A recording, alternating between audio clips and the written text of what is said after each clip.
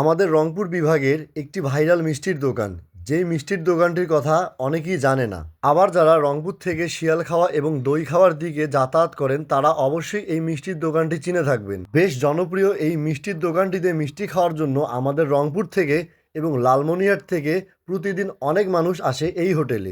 আজ আমি এই ভিডিওর মাধ্যমে আপনাদেরকে জানিয়ে দিব এই মিষ্টির কোয়ালিটি কেমন এবং এই মিষ্টির দোকানের লোকেশন কোথায়, আর এই সব কিছু নিয়ে থাকছে আজকের ভিডিও। তাই চলুন দেরি না করে মূল ভিডিওটিতে যাওয়া যাক। আমি অনেকের মুখেই শুনেছিলাম রংপুরের শিয়ালখাওয়া এবং চাপারহাটের ওইদিকে একটি ভাইরাল মিষ্টির দোকান আছে।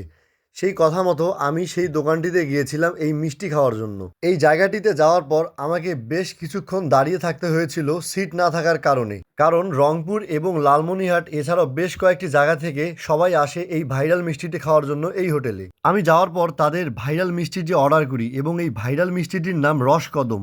এছাড়াও অর্ডার করি তাদের পরোটা এবং ডাল। এখানে প্রতি পিস মিষ্টির দাম ছিল 40 টাকা এবং এক পিস পরোটা 10 টাকা এবং ডাল 5 টাকা। এই রসকদম মিষ্টিটি অনেক সফট ছিল এবং অনেক রসালো ছিল।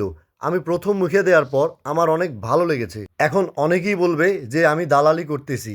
আসলে আমি দালালি করতেছি না। আপনারা যদি এই মিষ্টির স্বাদ নিতে চান তাহলে আপনাদেরকে এই হোটেলে গিয়ে মিষ্টিটি খেয়ে আসতে হবে। এক কথায় এই মিষ্টিগুলো অনেক সুন্দর ছিল।